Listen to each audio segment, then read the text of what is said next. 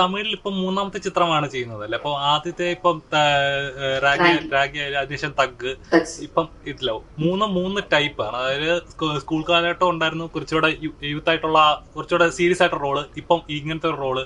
അപ്പം ചെയ്യുന്ന കഥാപാത്രങ്ങൾ എന്റെ ഓഡിയൻസുമായിട്ട് കണക്റ്റഡ് ആവണോ, അല്ലെങ്കിൽ എത്രത്തോളം സീരിയസ് ആണെന്നുള്ളത് ഇപ്പോഴും കോൺഷ്യസ് ആണോ?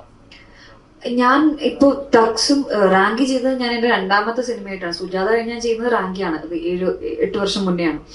അപ്പൊ ആ സമയത്ത് എനിക്കൊരു തമിഴ് പടം വന്നപ്പോ ഞാൻ അങ്ങനെ എക്സൈറ്റ്മെന്റിൽ ഞാൻ പോയതാണ്. അധികം ഞാൻ ഭയങ്കര കോൺഷ്യസ് ആയിരുന്നില്ല ക്യാരക്ടർ എത്രത്തോളം ആൾക്കാരുടെ ഇടയിൽ ഇറങ്ങും, അത് സീരിയസ് റോളാണോ കോമഡി റോളാണോ എന്ന് ഞാൻ കോൺഷ്യസ് ആയിട്ടില്ല. ഒരു എക്സൈറ്റ്മെന്റിൽ ഞാൻ പോയതാണ്. ടക്സും എനിക്ക് ബൃന്ദ മാസ്റ്റർ എനിക്ക് പരിചയമുള്ളത് കൊണ്ട് അങ്ങനെ ഒരു പാർട്ടാവണം എന്നുള്ളത് കൊണ്ട് പോയതാണ്. പിന്നെ ഞാൻ ഇപ്പോഴാണ് എനിക്ക് ആ ക്യാരക്ടറെ പറ്റി ഞാൻ ആലോചിച്ച് ചെയ്യാൻ തുടങ്ങിയത്. ഇപ്പോഴാണ്, റീസെന്റ് ആണ്. അപ്പൊ എനിക്ക് അങ്ങനത്തെ ക്യാരക്ടർ, നല്ലൊരു ക്യാരക്ടറിന്റെ അടുത്തേക്ക് എത്തി.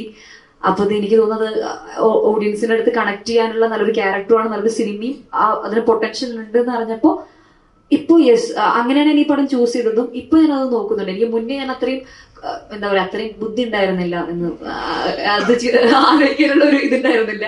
ഇപ്പോഴാണ് അത് ഞാൻ കോൺഷ്യസ് ആയി നോക്കി തുടങ്ങിക്കൊണ്ടിരുന്നത്.